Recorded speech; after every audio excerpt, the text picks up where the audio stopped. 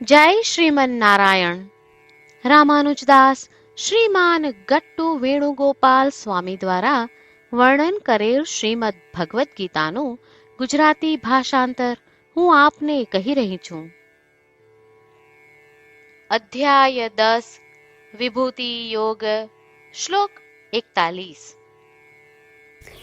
યદ્યદ વિભૂતિ મત્સત્વં શ્રીમત ઊર્જિતમેવ વા તત્તત દેવા અવગચ્છત્વં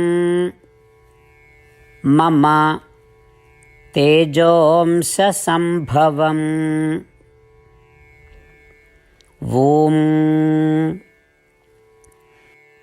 ગીતાચાર્ય શ્રી કૃષ્ણ પરમાત્મા અર્જુન સાથે આપણને બધાને વિભૂતિ યોગ શીખવી રહ્યા છે. પરમાત્મા કહે છે, અર્જુન, તારે એ જાણવાની આવશ્યકતા છે કે જ્યારે પણ, જ્યાં પણ અને જે કંઈ પણ તું આ સૃષ્ટિમાં સુંદર, અદ્ભુત, શક્તિશાળી, રાજસી અને ભવ્ય સ્વરૂપે જુએ તો જાણ કે તે મારા મહિમાના અંશને કારણે છે. અર્જુન, તે મારી અકલ્પનીય શક્તિનો એક અંશ જ છે જે આ સૃષ્ટિના સર્વે પદાર્થોને તેમની સુંદરતા પ્રદાન કરે છે. આ પ્રમાણે શ્રી કૃષ્ણ પરમાત્મા ઘોષણા કરે છે કે તેઓ સુંદરતા, કીર્તિ, વૈભવ અને ભવ્યતાના અનંત ભંડાર છે. શ્રી કૃષ્ણ પરમાત્માના ઉપદેશોનું સ્મરણ કરીએ.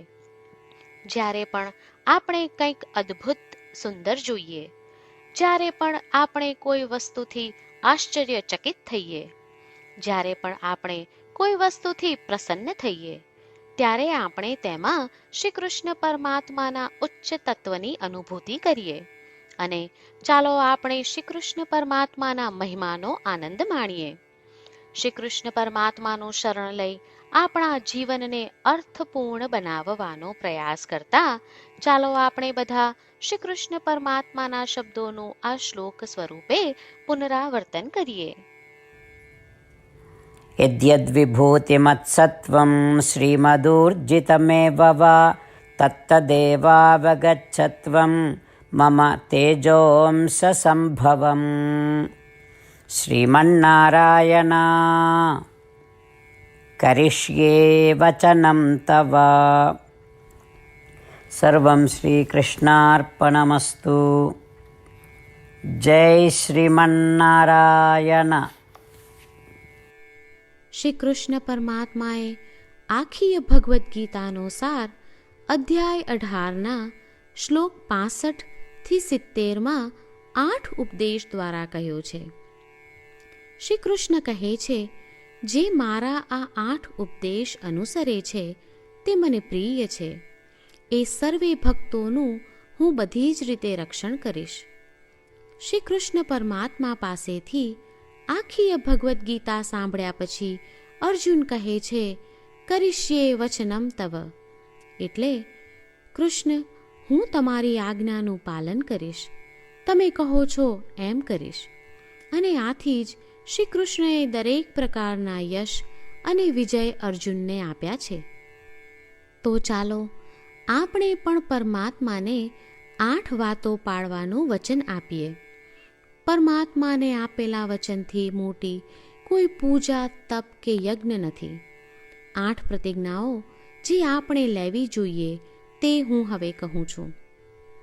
આપ સૌ પણ એનો મન અને હૃદયથી વિચાર કરો. આ રીતે શ્રી કૃષ્ણને વચન આપતી વખતે આપણે સૌ શ્રી કૃષ્ણની હસતી મુખમુદ્રાનો મનમાં વિચાર કરીએ અને પરમ આનંદનો અનુભવ કરીએ. જય શ્રીમન્નારાયણ. આપણા 8 વચનો આ પ્રમાણે છે. આપણું પહેલું વચન, હે શ્રીમન્નારાયણ, તમારા ઉપદેશ પ્રમાણે હું હંમેશા તમારું ધ્યાન અને ચિંતન કરીશ. આપણું બીજું વચન, હે શ્રીમન્નારાયણ, તમે કહ્યું છે તેમ હું સદાય તમારી ભક્ત રહીશ. આપણું ત્રીજું વચન. હે શ્રીમન્નારાયણ, હું મારા કર્મો તમને સંતોષ થાય તેમ અને તમારી સેવા માટે કરીશ. આપણું ચોથું વચન. હે શ્રીમન્નારાયણ, તમે અનુસરવા કહ્યું છે તેમ મને પૂર્ણ શ્રદ્ધા છે કે હું તમારી છું. હું સદાય મારા હાથ જોડી તમને નમસ્કાર કરીશ, તમારી ભક્તિ કરીશ. આપણું પાંચમું વચન. હે શ્રીમન્નારાયણ, હું તમારા શબ્દો યાદ કરું છું. મામેકમ શરણમ વ્રજ, તમે તમારી શરણમાં આવવા કહ્યું છે. શ્રીમન્નારાયણ, હું માત્ર તમારા જ શરણમાં છું. આપણું છઠ્ઠું વચન. હે શ્રીમન્નારાયણ, આપે કહ્યું છે મા શુચ, તમે અમને આશ્વાસન આપી શોક ન કરવા માટે કહ્યું છે, તો હું દુઃખી નહીં થાઉં, શોક નહીં કરું. આપણું સાતમું વચન. હે શ્રીમન્નારાયણ, અમારા કલ્યાણ અર્થે આપે શ્રીમદ્ ભગવદ્ ગીતા રૂપી આશીર્વાદ આપી અમારા સૌ પર કૃપા કરી છે, તો હું દરરોજ ઓછામાં ઓછો એક શ્લોક વાંચીશ અથવા સાંભળીશ એવો સંકલ્પ લઉં છું. આપણું આઠમું વચન. હે શ્રીમન્નારાયણ, હું ગીતાના દૈવી શબ્દો એ ભક્તો સુધી પહોંચાડવાનો પ્રયત્ન કરીશ જેઓ ગીતાથી અજાણ છે. હે શ્રીમન્નારાયણ, તમે કહ્યું છે તેમ કરીશ, તમે કહ્યું છે એમ વર્તીશ અને તમારા માટે જ કર્મ કરીશ. શ્રીમન્નારાયણને આપેલું વચન કે દરરોજ તમે કહ્યું છે એમ કરીશું, એ જ એક મહાન પૂજા છે. તો ચાલો આપણે સૌ દ્રઢ શ્રદ્ધા સાથે પ્રભુ પાસે એક સંકલ્પ લઈએ. શ્રીમન્નારાયણ, કરીશ્યે વચનમ તવ.